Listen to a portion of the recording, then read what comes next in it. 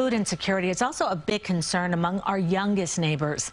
In New York, more than 1.8 million people are facing hunger, and more than 500,000 of them are children. Joining me now is pediatrician Dr. Kofi Essel. And good morning, doctor. Thank you for being here.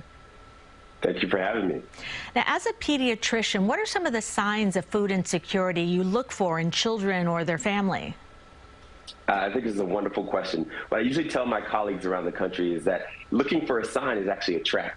If you look for a sign, you're looking for something that's really jumping into your face. And the reality is that food insecurity is often described as being invisible. You cannot consistently rely upon weight changes, lab changes, things that you're seeing in front of you. You have to recognize that food insecurity is ubiquitous. It exists in every single county around this country. And to rely on those things is going to be unreliable for you as a provider and for all of us and when we're addressing this topic. When we think about food insecurity in children, I like to think about this through sort of a pathway. In general, when we see that a family has a sudden financial hardship, what ends up happening? With a sudden financial hardship, families have something we call food anxiety, this constant preoccupation with where their next meal is going to come from.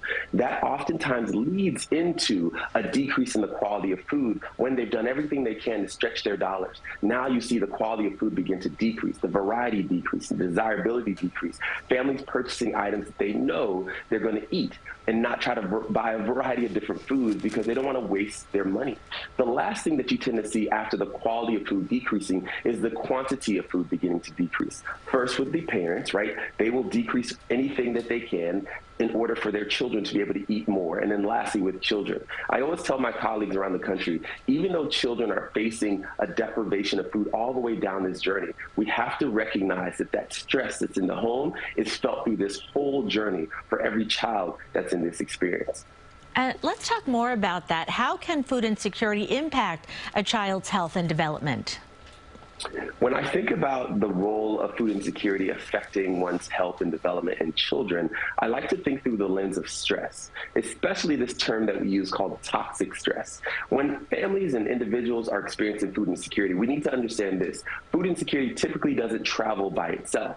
It goes along with a variety of other social stresses as well. It just happens to be one of the first things that drops because why? The food budget is so flexible at times. Families can stretch it and do a variety of things with it to get by. So the thing that occurs is because of this toxic stress, we see that, especially with younger children, we see significant changes occurring in the brain. We see parts of the brain increasing in size permanently. We see parts of the brain shrinking in size permanently. And we know as a result of that, it makes children more impulsive. It makes it harder for them to make those right decisions.